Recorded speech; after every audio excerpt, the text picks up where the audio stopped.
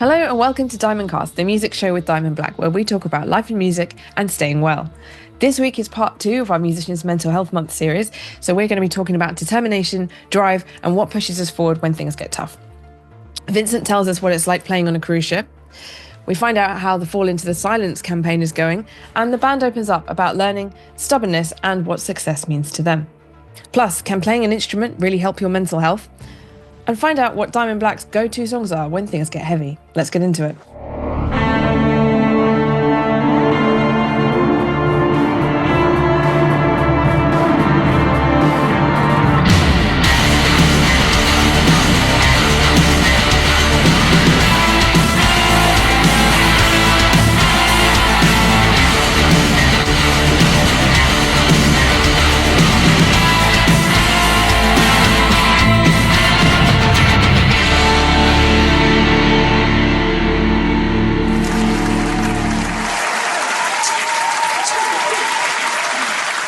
Hello, welcome to Diamondcast, and hello to everyone on Spotify and Apple Podcasts who are watching us as well, or listening to us.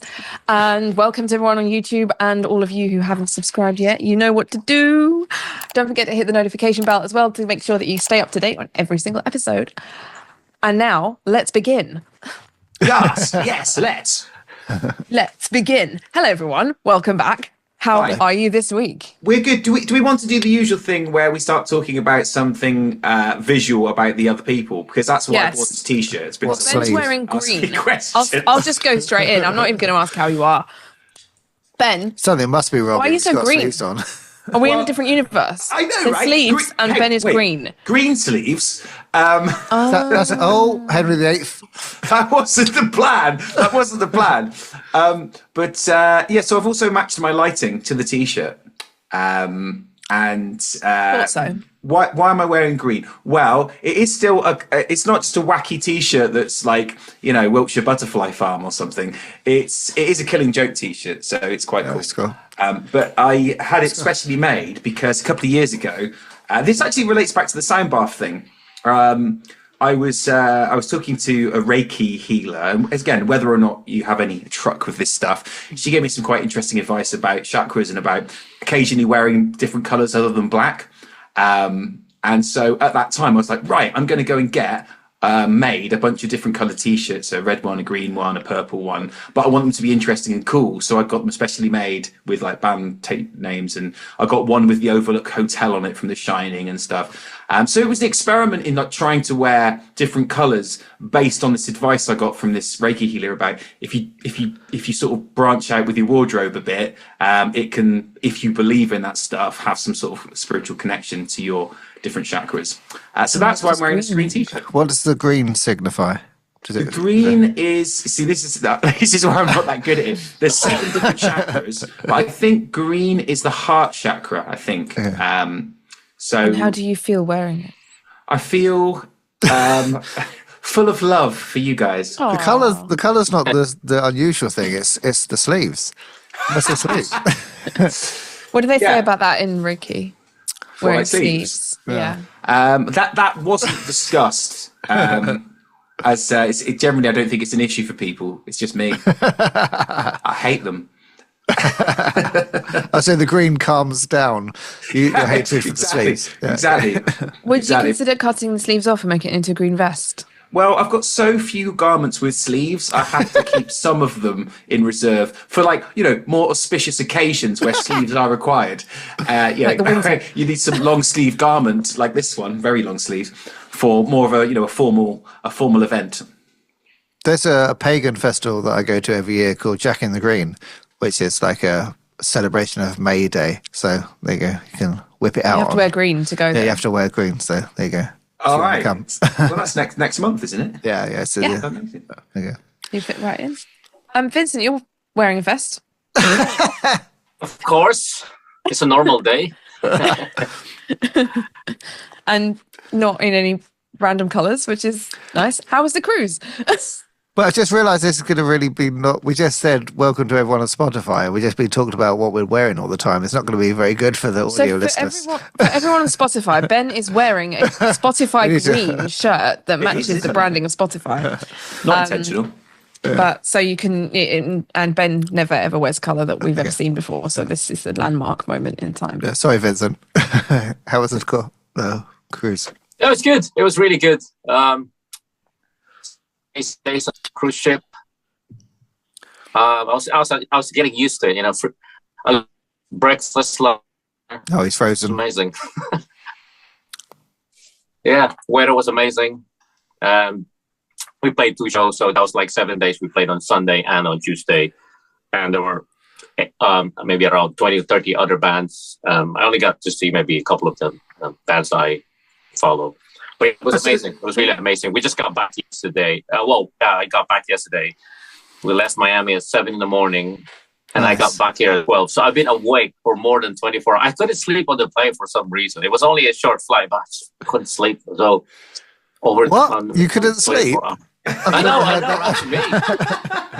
My eyes were really We have found the way to get Vincent to not go to sleep. It was really weird and also very frustrating because normally I go to sleep within like 10 minutes, but for some reason I couldn't. I was watching, I put a random film on and it didn't work. Couldn't sleep, so I've been awake for almost, I don't know how many hours that with the time difference. But when I got back to London, I slept the whole afternoon a couple of times. And then I woke up this morning at 10 in the morning. 10 in the morning is really weird for me, because I normally wake up at 7 or 8. So 10 in the morning is really, really late. What a dirty lay-in. 10 o'clock. Yeah. So for you, this must feel like 10 in the morning now. Are you still moving like this? Like in your mind? It's funny you mentioned that because I was at my kid, I said, man, is that an earthquake? I felt like I was still going like that. It was one of those ship where it was a little bit, because last time we played there, it was in 2019, and I think the ship was a little bit more steady and more stable. I think this one, waves have got more. Yeah, I don't think it was the sea, over the years. The sea is the same, I think the ship wasn't that stable, so it was kind of like you can feel it moving the whole time. What was the most challenging thing for you doing those shows and being on that cruise?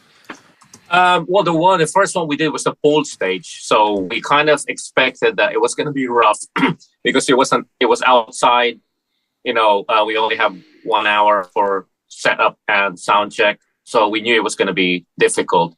And for me, for my in-ears, I just kept it and simple. I just wanted vocals, guitars, and keyboards because I didn't want to bother with everything else because it was going to be. I knew it was going to be tight. And also, I noticed that when we started playing, the ship was still docked, so it wasn't moving. We were in Dominican Republic, so we just stopped. We went outside for a bit in the morning, and then we got back just in time for our setup and sound. So we started playing, and the ship was still docked. And then I think third song on the set, the ship started moving. So the wind started, blowing everything.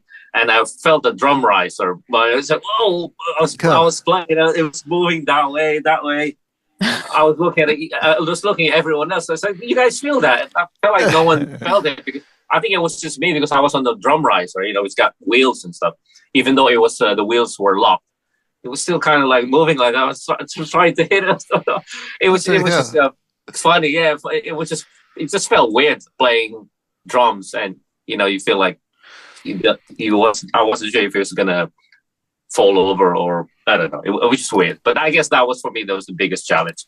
And the second time we played was at the theater, so that was kind of like our thing. It was pretty straightforward. We had enough time for setup and sound check, so that was like a typical normal show. But yeah, it was the pool stage, and I think when I spoke to other bands, they said the same thing. The pool stage was quite challenging because of the wind. It was just too much, lots of wind, and ship was moving. I think people loved it. We got really great response, and it was quite packed. There was lots of photos, and I thought it was quite. I think they really enjoyed it. So that was good. Even though sound wise with our monitors, it was a bit weird, but we pulled through, and everyone enjoyed it. Yeah, great. How many times did you listen to "I'm on a Boat, Motherfucker"? Tune. Anyway, let's go on. Well, it's Musicians Mental Health Month Part 2 this week. Throughout April, we're doing some special episodes dedicated to musicians' mental health. And today, the theme is determination and drive. So we've got a few questions from the Discord relating to this subject. And also, we've got a few questions for you guys at home to join in with the chat. But we'll get into that later. 3 days ago, we launched the fundraiser for the Fall Into the Silence video. And it's going really well. Yeah. Thank you so much, everybody, for your really amazing donations. It's so inspiring. We appreciate it. Thank you. It's going really well. Yeah, we've got... So what's locked in now is the... We've got the location. We've got us. We've got travel. We've got the director. We've got editor. We've got everything good to go. It's happening, baby. It's happening. It's on like Donkey Kong. And that will be on the 7th of May. The shooting, yeah. That's really exciting. Yes. So there you go. So everything else we're just going to promote in the video. So thank you for all your donations. Yeah. We haven't reached the goal yet, though. We haven't reached the goal, but we've booked the people. Yeah, good point. Yeah. But yeah, so it's if you haven't donated yet, there's still a chance. And of course, tell them what they get. Tell them what they get, Adam. Well, they get their name in the credits on the video, not just in the description, for the Fall in the Silence video. And we'll get a little certificate that says you helped us with this, which we're all going to sign, which you can stick on your wall or just be part of Diamond Black history. And I'm going to do a little badge set of 4 badges, which we haven't decided yet. But after asking last week, the Discord want a bit of a mixture of silly badges and sensible badges. So probably 2 of each, but they'll be unique. So what's a sensible badge? I guess something with like a rune on it or a Diamond Black logo, and then 2 cast-related ones, maybe something like that. Yeah, it's not sensible. It's not like a spreadsheet on it or something. No, it's not that sensible. That's what you would like. That's what, That'd be the fun one for me. Yeah, so we'll do that. spreadsheet. With a spreadsheet on a little pin. What's that little paperclip guy from Word? Oh, Clip It. Yeah, one of them. Oh, we like him. Yeah, it looks like you're trying to make a spreadsheet. But like a goth version of Looks Clip like you're trying to make a spreadsheet. Yeah, that's right. That's what Clip It says. Adam made a It just says spreadsheet that to you all the time, no matter what you do. I see. I turn the computer on. Yeah. He like just comes up on the desktop. I haven't even opened Word. Yeah. So thank you for everyone that's donated. You can go to diamondblackofficial.com/store and you can get involved there. Thank you. Do they get a actual signal? Yeah. Okay. It'll probably be digital, but I guess it's going to be out on things. We're going to probably do a physical release, but we'll get back to you on that one. Going to be out on things. Yeah. Yeah. Great. Fabulous. Oh, there you go. Sorry, I was joking. So this is awesome. So wanted to talk about determination and drive, because it takes a lot of determination and drive to be a musician, especially when you are doing everything yourself and learning everything and all of the bits that encompass that. And we've talked about that a few times before, but I would love to get your thoughts and opinions and experiences, just what keeps you going as a musician and what's kept you going this long. First of all, spreadsheets. Being an independent musician means you have to make spreadsheets. We have to, but I like to all the time, to just keep everything organized, to try and keep in sense of what's actually happening.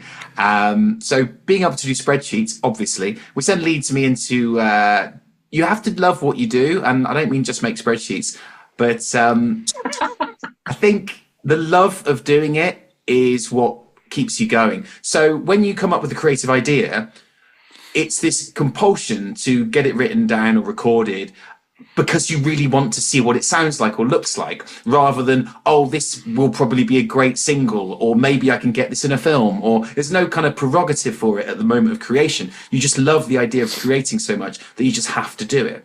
And I'm sure you guys have all had those points where you're out somewhere and you just suddenly think of a cool idea and you're like, wow, I can't wait to get home, like record something into your phone, and then I can get home and I can record that, whether that be a a vocal line or a bass line or a drum beat or whatever. Like I know, Vinny, when you were working on the song, sometimes you'd come up with ideas when you weren't even at the drums. I'd be like, oh yeah, I could do this thing with the hi-hats or whatever. And then I imagine you were quite excited about the idea of actually getting and seeing what it sounds like on the track.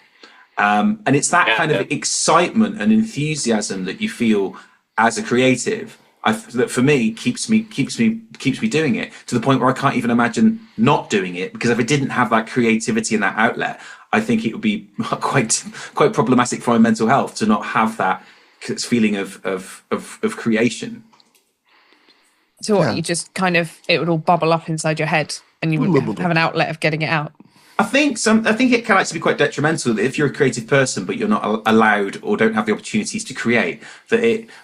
I think we talked about this before, and I know that I've done it myself, that when I don't have something positive to use my creativity on, it then starts catastrophizing about other things. So the creative brain gets to work on, hey, what are all the terrible things that could happen? Let's just imagine them. Let's make them up. Let's run the scenarios. And I often find that I struggle most with mental health issues when I'm not being creative or we're not actually doing something. It's when you start going, oh, hang on, maybe this isn't right, and maybe I'm not doing that right. What the hell am I doing with my life? Rather than, we're doing something, it's brilliant, we've got to work on the next verse, amazing. So the creative brain, I think, if it's not put to work doing something productive, certainly for me, it can start doing things that are actually a bit destructive. Do you find you do other stuff? Like there's a lot of, I suppose that's why a lot of creative people end up self-medicating and doing other self-destructive behaviors. But do you find that if you can't have one creative outlet in one certain, in the way that you want, you seek other creative outlets, like taking a lot of care and time in preparing a meal, or just finding something else that isn't, I don't know if you guys have ever had this, because you chose to be musicians because you love doing it, against doing like normal jobs that you didn't like.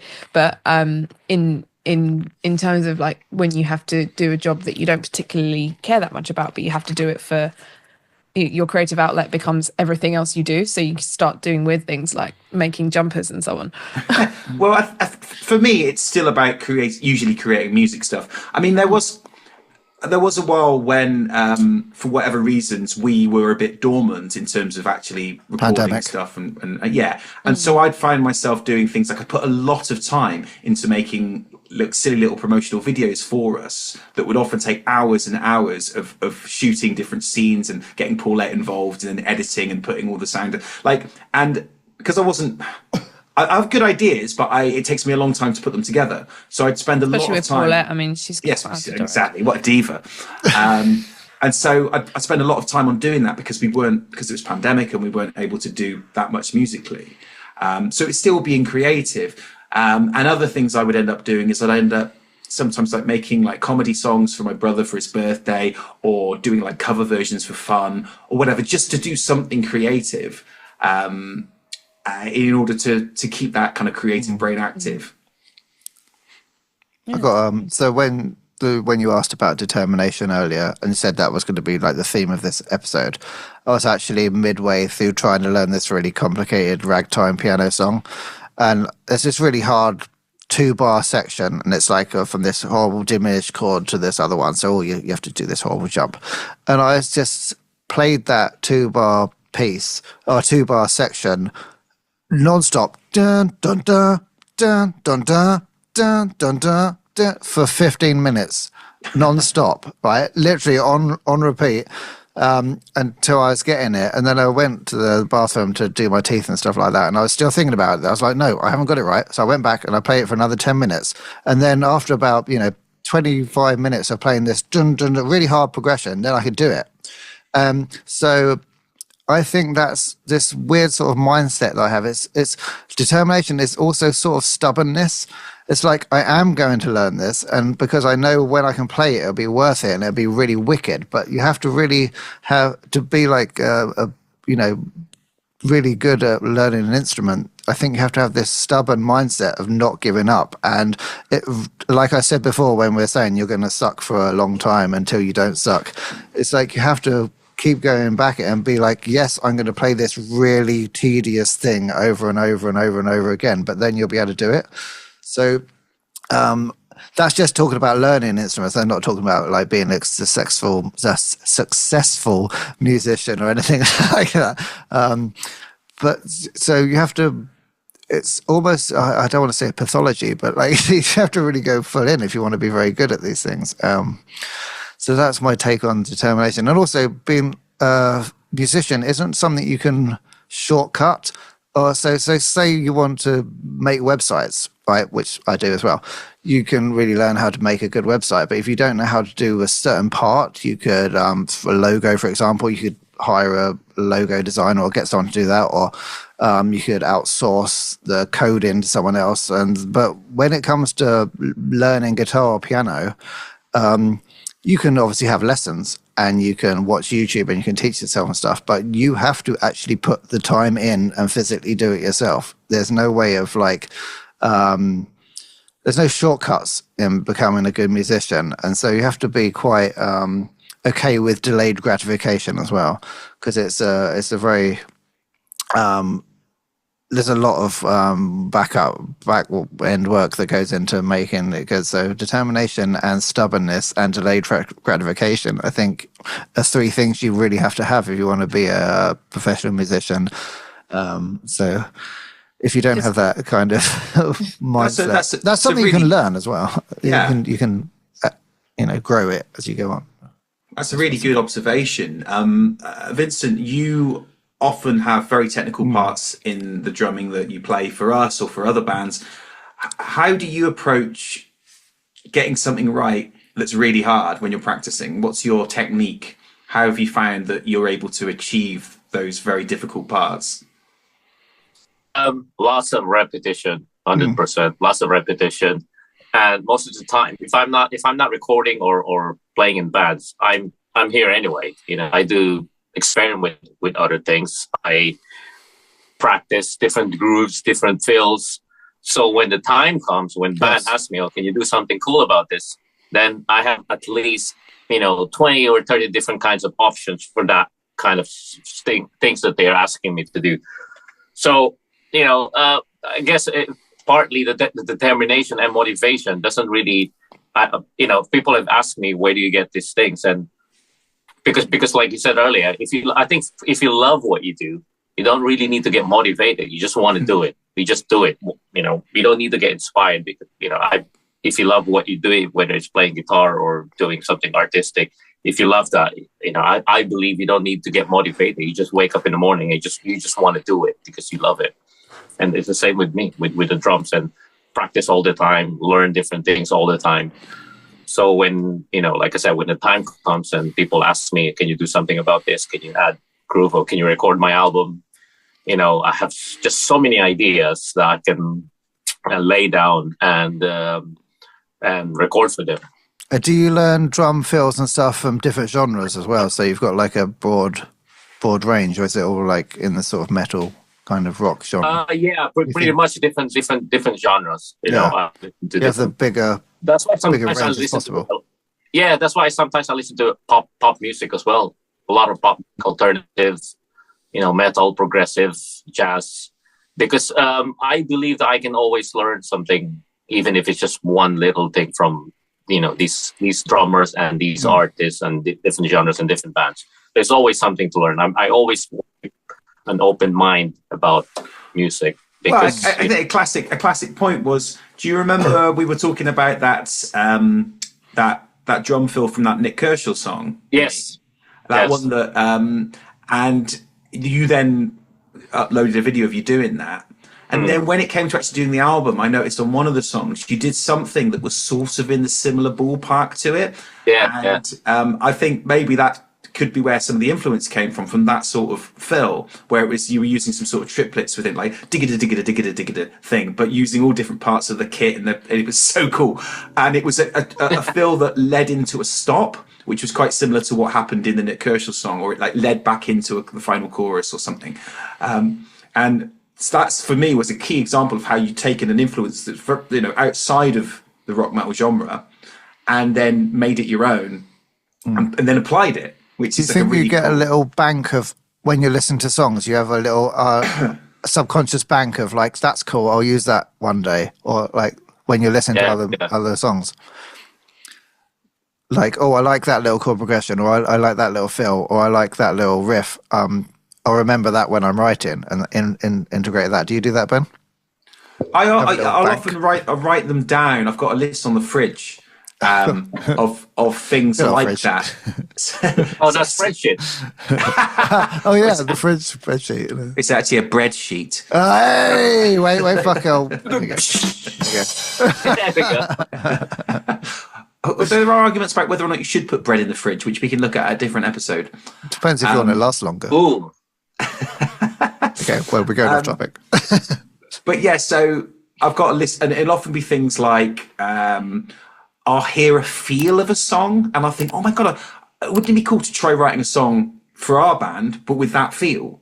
Or like a certain kind of, as again, a sort of a drum fill or a vocal harmony. But often it's more to do with the general feel of a song. It's more ethereal rather than like, I like this actual like feel. Yeah, it's more conceptual. Like I think I talked about this before, that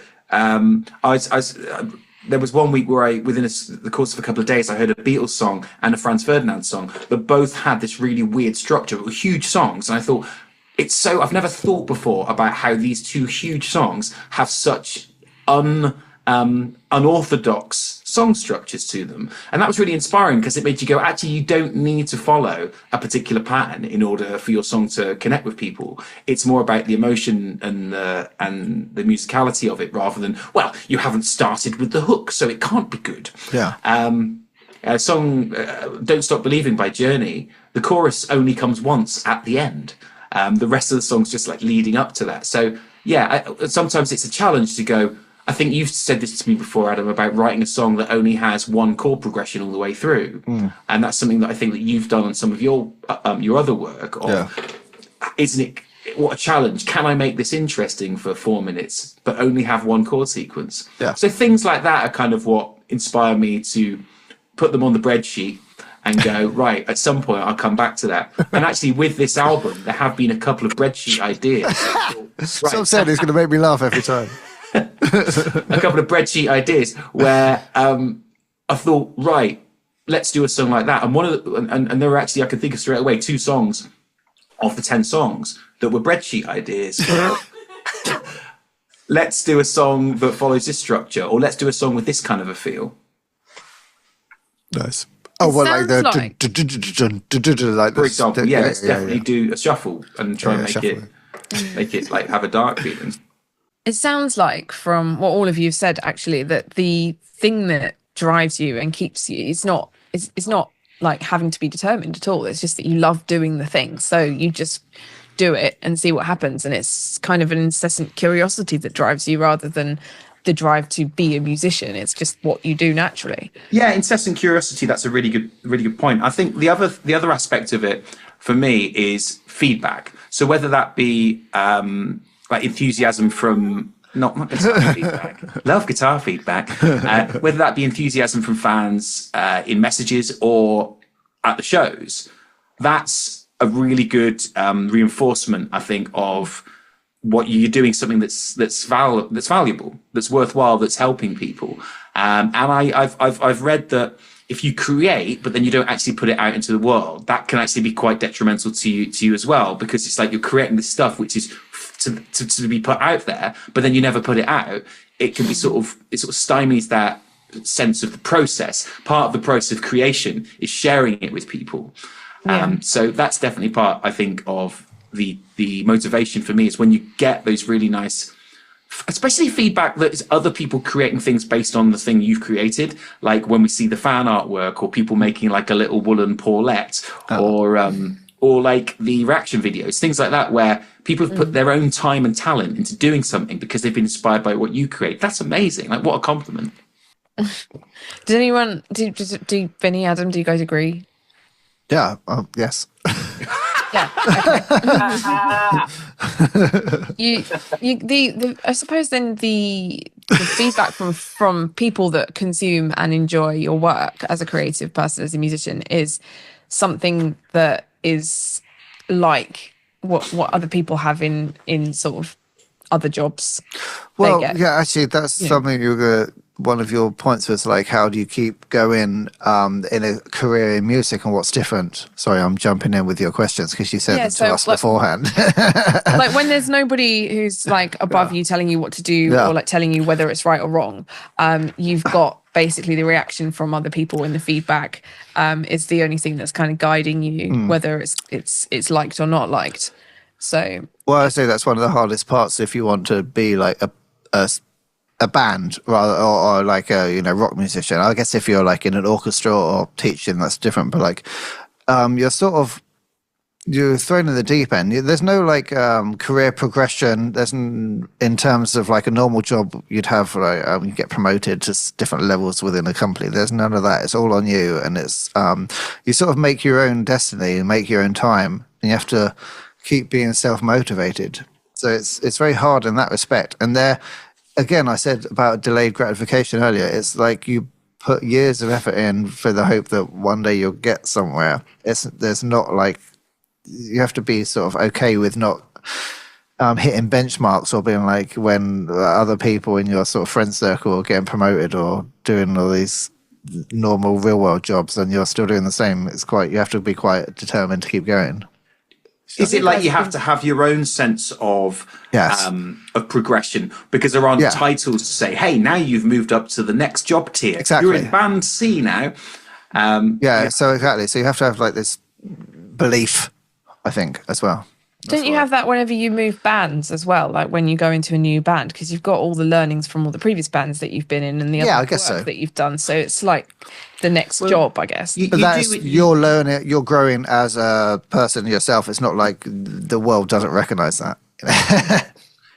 Yeah. Another huge motivational force for me working within a partnership like this is because you guys put so much work in, it makes me want to put work in. And I think that's one of the greatest motivational forces that if I see when you guys have done something brilliant, like for example, Adam, you did all that work on the website yesterday, or Vinny, when you were doing the drums and you were going above and beyond and experimenting with things, it makes me go, I want to do more too. This is wicked. Just that excitement of seeing other people's positivity and energy. I think that for me is extremely motivating. Maybe one of the greatest motivators of just wanting to sort of keep up and show that positivity back by going, hey guys, look, I've done this thing now too. That's motivated me to do perhaps this boring task because I see you guys have done those, maybe slightly not boring, but just sort of necessary admin or whatever. That's something that you don't really get in many, unless it's a very good job. That you I guess we're more of a partnership, isn't it? Yeah, it's a partnership. You wouldn't get like people going above and beyond all the time and constantly challenging you to be better in jobs where you often have people just go there, do what they're asked to do, and then go home, and that's it. Yeah, I guess also we're not in competition with each other, which you might be if you're in a normal workplace for promotion or for whatever. Like, we've got a shared goal and we're a team. So. Yeah. So it's very unique actually compared to other jobs in the world. And other creative jobs as well, where you're competing perhaps with the colleagues that you call friends and on one hand and then competitors on the other. Yeah. Whereas I would say that's really important. We're a team, whether you join another band or work in another band. You have your specific skills, and the team, you're part of the team that needs different kinds of skills, and together you work and go for the same goals. That's really important. Yeah, and I think recognizing that we're not all good at everything. They've got strengths and weaknesses, and therefore what seems to be quite good about this setup is that a lot of the weaknesses that I have, you guys have as strengths. So it sort of fill in the gaps, and having the humility to go, I'm not very good at that. So, but you are, so you do it, rather than, no, I must be good at doing everything. Which I'm definitely not. So yeah, I think having the humility to recognize one's strengths and the other strengths of the others, to go, okay, how can we make this work best? Well, you do this because you're really good at it. Okay, cool. And sometimes people find it quite hard to do that because they don't want to show any sort of fallibility whatsoever. We must be good at everything. And I think that's, on a wider topic, something that a lot of us feel maybe because of social media and stuff today, that we must know everything, we must be good at everything. Yeah, you get a lot of egos in bands as well. Yeah. Which is like what I was saying a couple of episodes ago. It's like finding the right band members. It's like finding a marriage or a partnership. It's like it's very important to find the right people to share your trajectory and your goal and work with.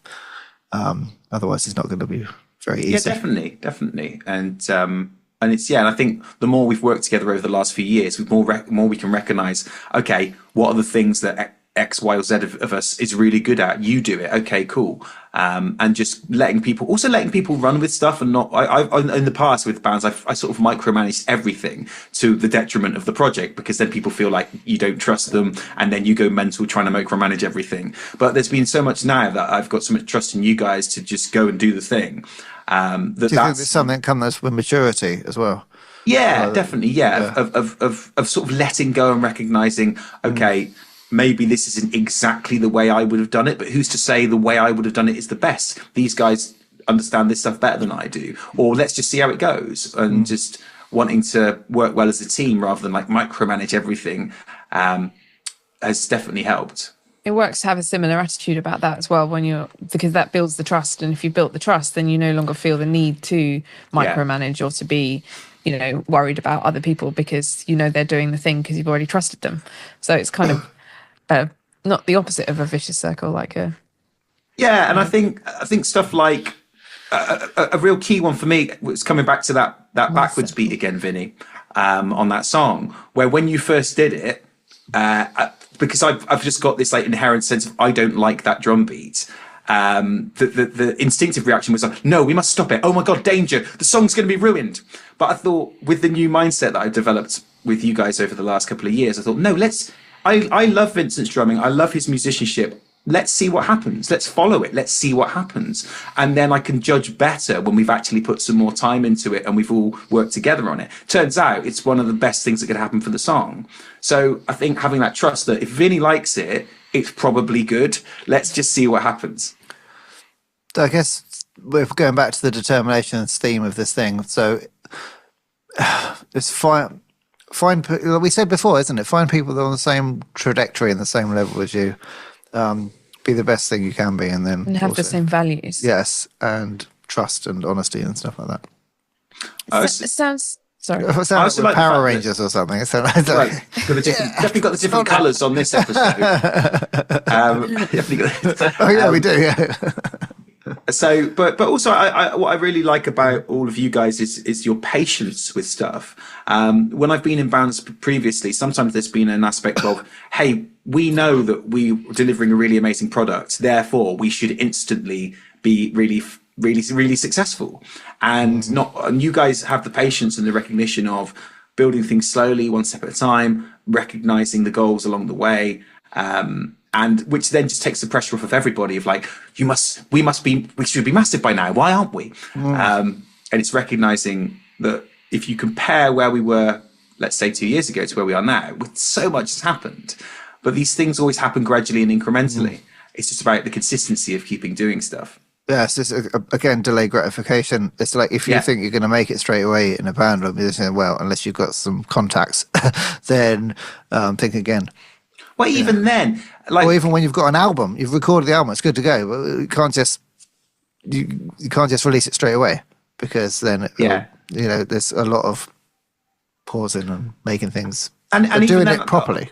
For a lot of bands, once they release that debut album, that can be a point, like a make or break, because they've put all this work into this record and possibly like a couple of years it's been leading up to it. And then when it doesn't suddenly make them an overnight sensation success, they're like, well, now you have to make another album. The thought of that is just like too soul-destroying. Second album. Yeah, that's why that's a phrase. And so the love of doing it has to be like wicked. Now we get to make a second album. Not now we have to make a second album. So great, let's make an even better album. Rather than that sense of, but we've done this now. Surely now we should win the game now. Yeah. There's never stopping. There's always going one further. It's always like you get a new set of goals. Really important point with being a career as a musician and successful band. There is like, if you want to be like a CEO of a company, there is an endpoint. There's a target. Being successful in a band or a musician, there is no real endpoint. There's no goal. Be like, when I've got to this point, then I'll think I'm successful. No, it's a constantly moving goal and target, which is actually quite helpful in the way that it means you keep going. But it's quite frustrating in the terms that there aren't like these like points you can check off. You wouldn't want there to be, because like, you all just told us just today that you're all absolutely obsessed with like creating stuff, and you've got these ideas that have to come out of your brains. And so when if you had to stop, then that would be really tragic. So like so there is no stopping. And it's not so much stopping, but like having like these, or winning, or coming to the end, or being suddenly, this is it now. You've won music. Go and retire. You've won all the music. You see it with you won all the music. You see it sometimes with older bands where they've already made their career, they've made their money or whatever, and whenever they go out they play, but they still keep creating albums. Why? Because they like doing it. Because they're creatives. So many people touring in their 70s and 80s now. Yeah. People just they can't imagine what they would not. Why would they not do it? And they get bored and they'd just be sat at home wishing they were doing it. Oh, we've got a couple of albums in us then, mate. Yeah. We've got some time. I really like something Ben said a minute ago, which was instead of thinking like that you have to do something, that you get to do something. Yeah. And I think that's really important for like, that super helped me thinking, that changing my own mindset. And I think that might be quite a helpful thing for people, is that instead of thinking I have to do this today, I think I get to do this today.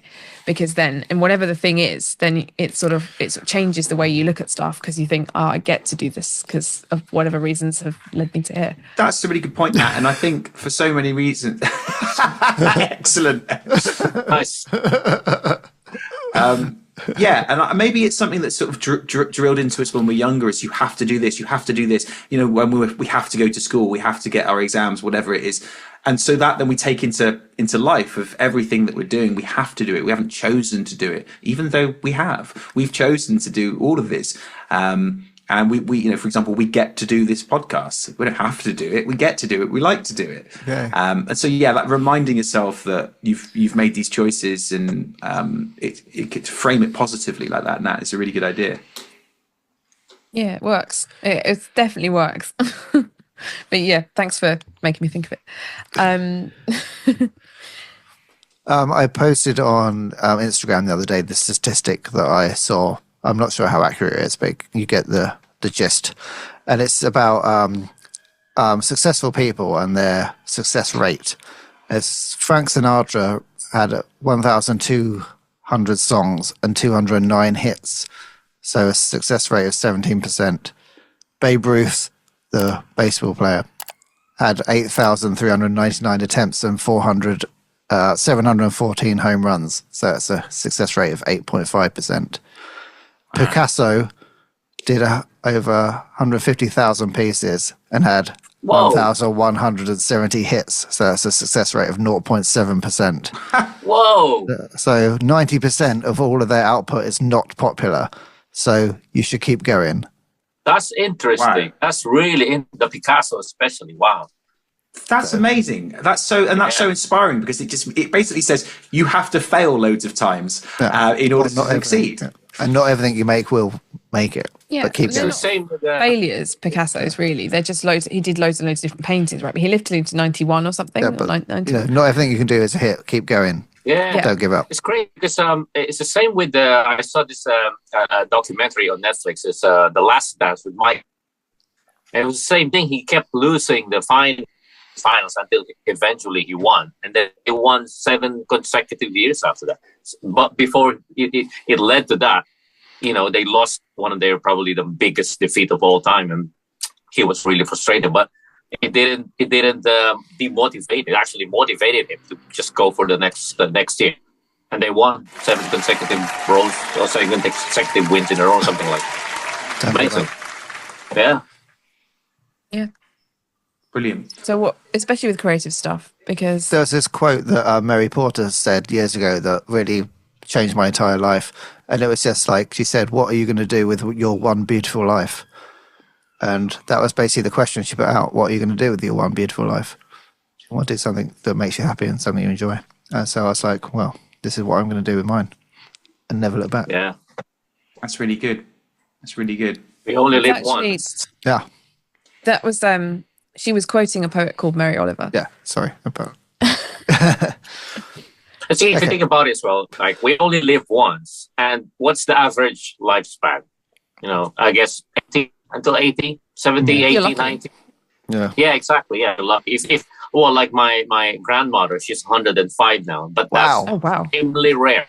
You know, That's amazing. she lives a long life and she's still healthy. But I guess for most people, what, Bodes well for you. 70? Yeah. That's why Vincent. That's why you look 22 years old. I know Jeez. it's- Tough genes. Tough genes. She dug tough genes. Yeah, tough. See, toughness, genetically tough. That's going in the lyric to the song. genetically. Yeah. Okay, cool. So yeah, do what you love, man, because we only have one life. You know, we only live once, and 80 is their average lifespan. So in that 80 years, or even less than 80 years, just do what you love and do what makes you happy. It sounds like Diamond Black and being in Diamond Black has been really good for all of your mental health. You've adopted more of a growth mindset. All of you have become much more trusting of each other, and therefore fostered each other's creativity and become challenged to each other's and challenge each other's. Become more You've been challenging to each other. You've all fostered each other's creativity. You've all been, wanting to set each other challenges and make good on them and keep bettering yourselves. So I got some questions from the Discord. So Sugar Punk has asked, I'd like to learn how playing a musical instrument or performing music can be good for your mental health. I think we covered quite a lot of that in this episode. But What do you think, Adam? What I like is not only, well, it can be very calming, and obviously, and when you're concentrating on playing a piano or whatever, you're just so focused on that, the sort of rest of the world can easily slip away, and like it can be a nice little release and a nice little bit for yourself, just you and the piano, and it's like don't concentrate on anything. If you can't really think about like, oh, what's my boss telling me to do at work while you're concentrating on playing an instrument, so it's like a nice little meditative experience. I also think learning an instrument is very good for teaching you, like I said before, that if you put time into something, you can get better. So it builds your self-confidence and builds your resilience and recognition of that. So I think it's very helpful, and it's fun. Yeah. Hey, I also read somewhere, I don't know how accurate this is, but this is a group of scientists and researchers did a study on musicians, and they found out that learning or playing an instrument helps with brain functionality. And they said that musicians are less likely to get or develop Alzheimer's or Parkinson's. I don't know. I'm not sure which one. Yeah. So playing an instrument, I guess, helps with the brain, functionality. And Wow. It's definitely a brain instrument, workout. It's definitely a mental workout. yeah, I mean, it should be true. It could be, it helps you not get Alzheimer's or Parkinson's or any other, brain related. Let's hope. Yeah. because another part of what Sugar Punk said was, can picking up an instrument still be beneficial if you're not musically inclined? Oh, anytime, yeah. But then I'm thinking maybe not. Maybe everyone could be musically inclined if they picked up an instrument Yes. and actually trained their brain to work around it. Oh yeah, I think don't think you're not musically inclined. Like get a ukulele or something. Get something that's easier, something fun, or sing. Do anything. It's Get fun. bongos. Yeah. Get congos. Well, Congas. maybe not bongos, but something. Well, What do you think, Ben? I've taught a lot of guitar players, people who want to be guitar players over the years. I mean, like tens and maybe hundreds of people. And out of those hundreds of people, only 2 people I thought that it wouldn't work for them. And the only reason why I think it would never not work for someone is if you don't have a natural sense of rhythm. I think then that's the only thing that is necessary, I think, in order to be able to play an instrument, just a natural sense of rhythm. And that just comes from if you know how to dance or how to nod your head to music. Can you train that? I don't know. It was something that I found, as I said, like literally 2 people I can remember well, I guess that's across good. this entire course of all the people I've ever taught. That it was a bit frustrating because it was like I can't. This. You don't have that basic foundation, but I think most, like, the percentage must be really high. If people have a sense of rhythm. 98. For example. Is it 98? Well, out of hundreds, you taught 100 people. So Oh. 98% Well, sorry, success rate. hundreds. Oh, okay. Even better. Even better then. Yeah, so it's that's the only thing I think is necessary is a decent sense of rhythm, which you'll have if you can nod your head to music or you can dance to a song, and then you just build it from there. And I've seen amazing things happen with people that I've taught over the years of their development. I mean, I taught one kid and he ended up in a band called Bear's Den, who like now playing at the Albert Hall and stuff. And it's like, this is amazing, of where music can go and where people can take it. So you just got to stick at it and keep going and wait and play the long game, wait for those rewards that come after a lot of hard work and practice. Yeah, but then again, those rewards don't necessarily have to be playing at the Albert Hall. They could be simply you just enjoy playing it. It makes you feel good, and you like writing stuff. I meant the feeling of that. Oh, I learnt this new piece. Like I don't think about the piano. Yeah, you don't have to take up it and become like a successful musician. You can just do it for fun. We're just giving our insights from that kind of point of view, I think. Yeah. Like if you wanted anything, I always think anything's better than nothing, like we said before. Dano says, has there ever been a point where music did not help with anxiety or any sort of mental health issues? And how did you combat that, if so? Never the music. The music is never the problem. It's the admin and the politics around the music, like with any job. So, yeah, the music itself was never an issue for me. In fact, that was always the positive and the exciting part and the motivating part, and why I would be enduring all the politics and the admin. So, yeah, it's just the other stuff around it. And I think sometimes that politics and admin I found more difficult because I care about the music so much. Whereas if it was a job where I sort of didn't really care about it, then the admin, the politics would just be like, oh yeah, whatever, just do it. But because you care about what you're actually doing so much, that then these things have greater emotional weight to them because they have a bearing on the thing you really want to do. So maybe that's, if it's ever been difficult for mental health, it's been because you care so much about what you're doing that therefore the stakes are really high and you're so emotionally attached to it that setbacks and, as again, conflicts and admin and politics can become more stressful. I said, I think the only time that I've ever thought music was a detriment to my mental health is when I'm watching someone on YouTube or whatever that I think is fucking amazing. And I'm like, fuck's sake, I'm not that good. Doesn't that inspire you to go on? Well, yeah, it annoys me. But then I'm like, okay, go practice a bit more. So, yeah, I guess but that's also, I guess, it makes me want to strive for that. But it's also a bit frustrating. Yeah, and that can be one of the difficult things about being a musician is that you're often having to you see other people's like success, and it's making sure that you're not comparing yourself in a negative way. It's making sure that you're not having this idea of there's only so much success to go around and they've got all of it, so then nobody else can have any of it. Success is infinite. Exactly. There's not so much. There's not a finite amount of success.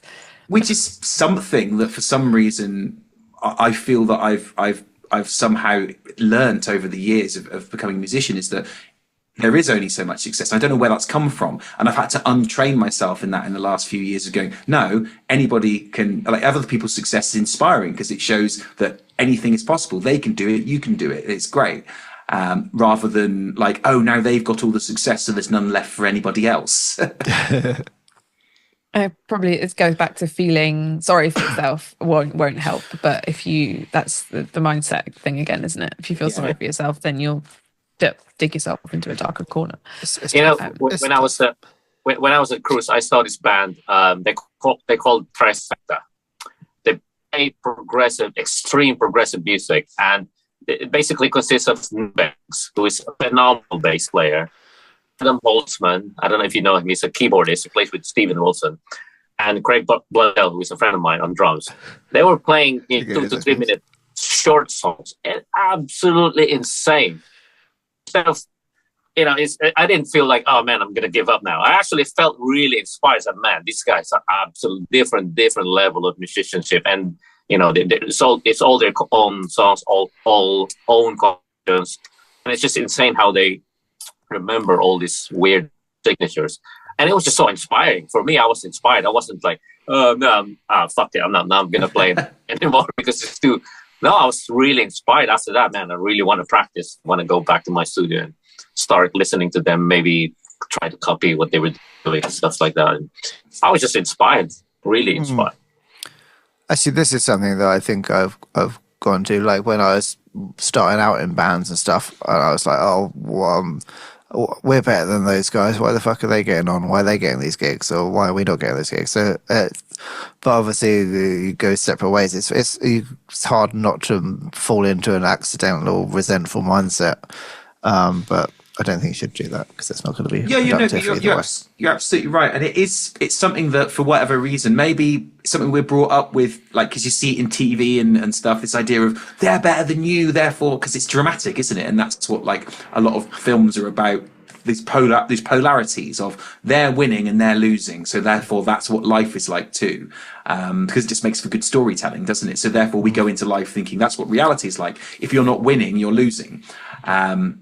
Whereas, of course, there are especially if you think you've got a better product than they do as well. If your band's better, absolutely. Yeah, different, let's say.